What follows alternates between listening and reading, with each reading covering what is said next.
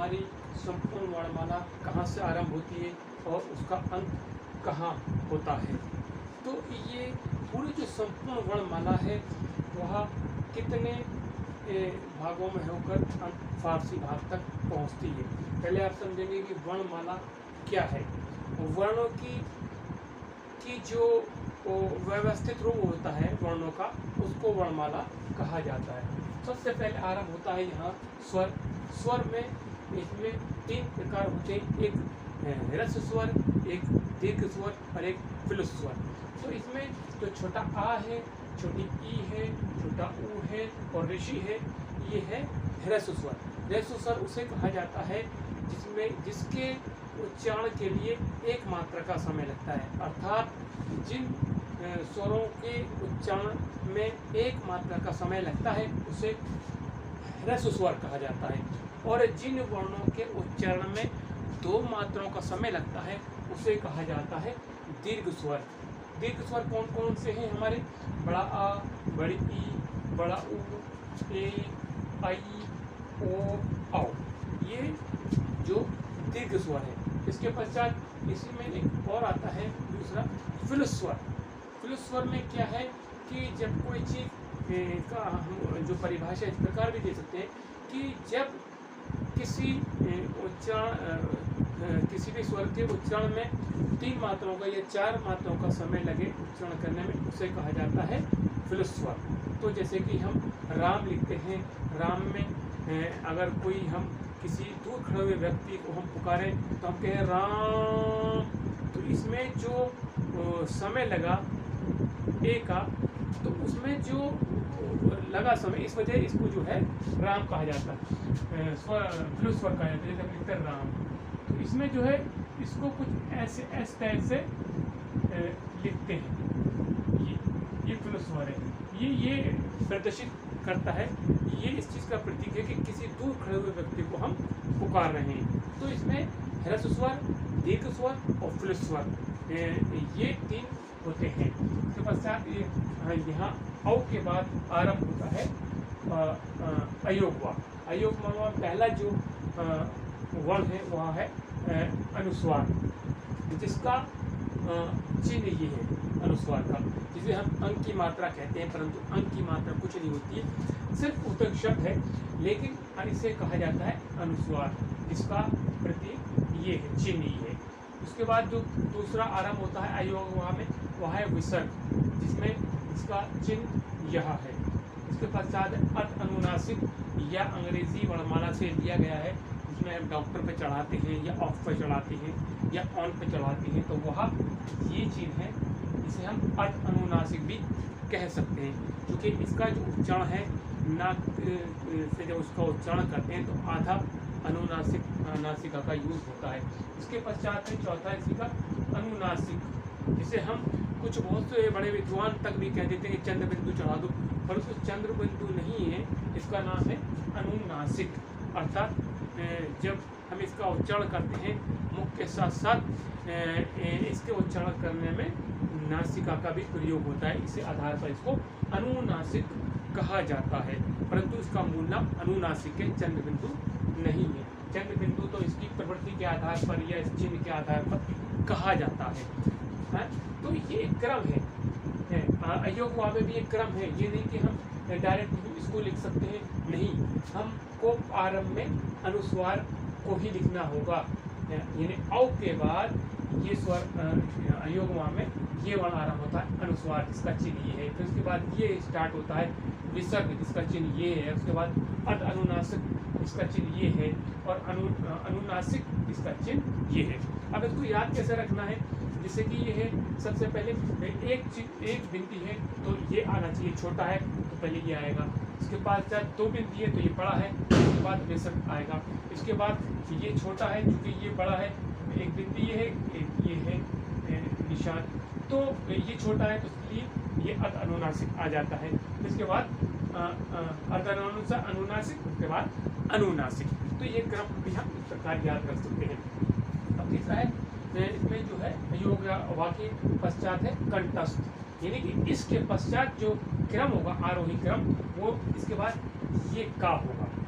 तो का वर्ग के जितने भी 4-5 वर्ण हैं वह कंठस्थ कहलाएंगे, क्योंकि ये कंठ से उच्चारित होते हैं। तो इसलिए का, खा, गा, खा, आ, तो ये कंठस्थ यानी कंठ से उच्चारण होने के कारण इनको का वर्ग के वर्णों को कंठस्थ कहा जाता है। इसके बाद स्टार्ट होता है चा, छा, जा, झा, आ, तो ये है तालव्य, यानी तालु से जो हमारी जीवा टकराती है तो इस आधार पर ये उच्चारित होते हैं। तो ये चा, छा, जा, झा, आ, तो ये तालव्य वर्ण है। इसके पश्चात मूर्धन्य वर्ण है टा, ठा, डा, धा, आ, तो ये मूर्धन्य। तो ये जो हमारे मुख के अंदर है ये एक अवयव है जिनके आधार पर जीविया का कोई ना कोई भाग कहीं न कहीं टकराता है, या मुख के कहीं हमारे जो ये अवयव है जिसे हम अंग कह सकते हैं या भाग कह सकते हैं, वो कहीं ना कहीं एक दूसरे से टकराते हैं, तो उस आधार पर इनके नाम पड़े। उसके बाद दंत, जो हमारे जीविया का अगर भाग है वो दांतों से टकराता है, इसलिए ता कहा जाता है, था, जा, दा, था और ना, तो ये इस आधार पर दंत से कहलाए। तो ये हमारे मुख के जो अवयव हैं कहीं ना कहीं किसी एक दूसरे अवयव से टकराते हैं, जिसके आधार पर इनके ये नाम दिए गए हैं। इसके बाद है औष्ठ, ये हमारे उच्चारण करने के लिए हमारे होठों की आवश्यकता पड़ती है, पा, फा, बा, भा, मा।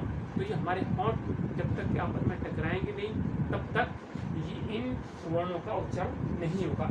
इस आधार पर हम इनको औष्ठ कहा जाता है कि निम्नलिखित में कौन सा वर्ण औष्ठ नहीं है।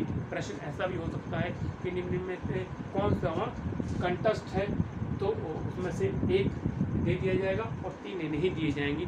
तो ये इस प्रकार इनको वर्गीकृत किया गया है। तो अगर हमें 100% हमारी तैयारी है तो ये कहा जाता है कि कोई चीज़ बहुत टफ प्रश्न आया या बहुत टफ पेपर आया, टफ कुछ नहीं होता, इजी कुछ नहीं होता है। अगर आपको 100% कोई चीज़ की नॉलेज है तो वह आपके लिए इजी है।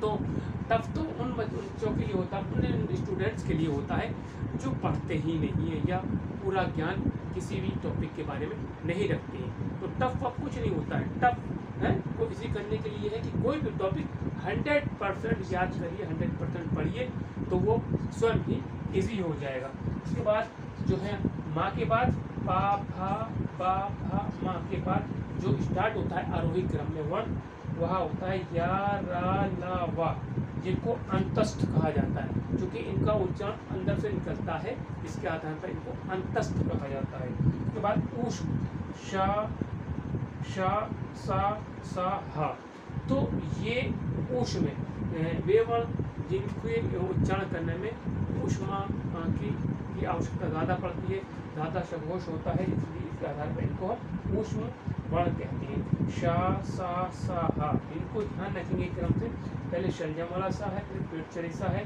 फिर सलमान वाला है, फिर है हलकारा वाला है। तो ये ऊष्म व्यंजन है जो इनका क्रम है। इसके पश्चात संयुक्त व्यंजन इनको इसलिए कहा जाता है क्योंकि ये प्रत्येक वर्ण 2 वर्णों से मिलकर बने हैं, इसलिए इसको संयुक्त व्यंजन कहा जाता है। श, ट्रा, या और श्रा। इसके पश्चात होता है द्विगुण, दा और ढा है। ये वे वर्ण हैं जो 2 गुण रखते हैं, 2 विशेषताएं रखते हैं अपने आप में, इसके आधार पर इनको द्विगुण कहा जाता है, डा और ढा। इनका प्रयोग हम जब वर्तनी पढ़ेंगे उसमें बताएंगे कि ये डा और ये वाला डा और इसमें क्या अंतर है ना, ये कहाँ प्रयोग होते हैं, ये अलग प्रश्न है, तो जिससे कि वर्तनी आपको रटनी नहीं पड़ेगी, इसलिए ये आगे चैप्टर पढ़ाया जाएगा। इसके पश्चात जो हमारे आरंभ होते हैं वह होते हैं फारसी वर्ण, जैसे कि का, खा, गा, जा और फा। ये वर्णमाला के हमारे वर्णमाला में नहीं थे, ये वर्ण हमें फारसी से ये वर्ण लेने पड़े, क्योंकि वहाँ फारसी के या अरबी के या उर्दू के वर्ण शब्द जब हमारी हिंदी भाषा में आ गए तो वहाँ पर उनका जैसा उच्चारण था वैसा हम उच्चारण नहीं कर पाते थे, तो इस आधार पर हमें इन वर्णों को लेना पड़ा। जैसे कि हम लिखते थे पहले राज, तो हमें वो शब्द वहाँ से आया राज, ये इस प्रकार का रास, ये शब्द आया, लेकिन हम ऐसे लिखते थे इसको राज। तो इसको एग्जैक्ट जैसा हम राज है, राज का मतलब है सीक्रेट, तो हम बोलते थे राज और लिखते थे हम राज ऐसा, तो ये बिंदी नहीं होती थी। तो फिर हमको ये बिंदी का यूज़ करने के आधार पर भी ये वर्ण लेना पड़ा सा। तो इसलिए अब हम यहाँ बिंदी लगा देंगे तो ये वाला वर्ण यहाँ इस प्रकार का सही एग्जैक्ट लिखा जाएगा। क्योंकि देवनागरी लिपि की एक विशेषता ये है कि जैसा उच्चारण हम करते हैं वैसा ही हम उसको लिखते हैं।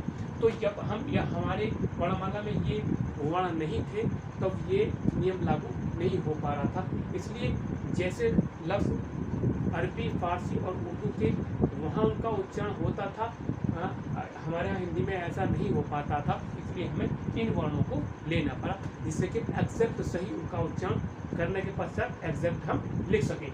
जैसे कि कलम है तो पा से कलम लिखा जाता है, तो का का मतलब ऐसा उर्दू में लिखा जाता है, लेकिन हलक से निकलती है इसका कलम। खत, हम इनको खत लिखते थे खत, लेकिन इसका सही उच्चारण है खत। तो सही उच्चारण लिखने के लिए हमने ये खा लेना पड़ा। फिर ये गम, गम हम हिंदी भाषा में इसको बोलते थे। जब ये वहाँ से लफ्ज़ हमारी उर्दू भाषा में आया तो हिंदी भाषा में आया तो गम बोलते थे हम, है ना। तो गम का तो मतलब चिपकाना है, परंतु इसका सही उच्चारण है गम। तो फिर हमने इसको ऐसा लिखा गम, जो उर्दू में इस प्रकार से लिखा जाता है। फिर इसी वर्णमाला में जा, जैसे कि जुल्म है, अजीज़ है, तो हम जुल्म बोलते थे, तो हमें ये जा वर्ण ग्रहण करना पड़ा फारसी वर्ण से। उसको एग्जैक्ट जैसा वहाँ बोला जाता है ऐसा हम उसको वैसा ही बोलें। तो ये जुल्म सही उच्चारण है जुल्म। तो जब सही उच्चारण का जुल्म करते थे तो लिखते थे हम जुल्म, तो इसलिए फिर हमें ये ज़ लेना पड़ा। तो फिर अब ये एग्जैक्ट सही उच्चारण हुआ और एग्जैक्ट सही लिखा जाने लगा जुल्म, ऐसे उर्दू में लिखा जाता है। तो उसके बाद फिर ये फन है फा, तो फा में जैसे खिलाफ, तो हम उसको लिखते थे खिलाफ, खिलाफ या फन। तो फन तो ये होता है, लेकिन हम एग्जैक्ट जो है फनकार अगर लिखें तो इसके बिना, इस वर्ण के बिना फनकार नहीं लिखा जाएगा। तो इसलिए फारसी वर्णमाला में हम ये फा लेना पड़ा, इसे हम खिलाफ लिखते हैं, तो ये नीचे नुक्ता लगाना पड़ता है। तो फारसी वर्णमाला की जो ये 5 वर्ण हैं, फिर एग्जैक्ट हमारी जो देवनागरी लिपि के नियम थे कि जैसा हम बोलते हैं वैसा हम लिखते हैं। अंग्रेजी वर्णमाला की तरह नहीं होता है, लिख रहे हैं हम बट और बोल रहे हैं हम बट और लिख रहे हैं हम गुट, हैं बोल रहे हैं हम कट, लिख रहे हैं कुट। तो हमारे हिंदी वर्णमाला में ऐसा नहीं है, एग्जैक्ट जैसा बोला जाता है एग्जैक्ट वैसा ही लिखा जाता है। तो इस आधार पर हमको फारसी वर्णमाला के ये 5 वर्ण लेने पड़े, जिससे कि जैसे उनके अरबी, फारसी और उर्दू के लफ्ज़ों का जैसा उच्चारण होता था वैसा ही फिर हमारी देवनागरी लिपि में वैसा ही उच्चारण उसका होने लगा और वैसा ही उसको एक्सेप्ट हम लिखने लगे। तो ये पूरी वर्णमाला है, यहाँ से स्टार्ट होती है और यहाँ इसका अंतिम वर्ण ये है फा, आरोही क्रम, यहाँ से बढ़ते बढ़ते ये, उसके बाद फिर ये, फिर ये, फिर ये, फिर ये, उसके पश्चात ये बढ़ते हुए, उसके बाद ऐसे चलते हुए ये यहाँ करते हुए यहाँ पहुँच जाएंगे। तो ये संपूर्ण वर्णमाला है, जिसके आधार पर हम जैसा हम बोलते हैं वैसा हम लिखते हैं। तो मैं समझता हूँ आपको ये पूरी वर्णमाला समझ आ गई होगी। आगे हम जब इसके अवयव या कार्य पढ़ाएंगे तो एग्जैक्ट हम इनके उसके बारे में बताएंगे आपको। मैं समझता हूँ ये वीडियो समझ आ गई होगी और ये वर्णमाला में एग्जैक्ट आपको समझ आ गई होगी। इसका ये आरोही क्रम ऐसा ही है। फिर नई वीडियो दोबारा मिलती है। ओके, गुड बाय, नमस्कार।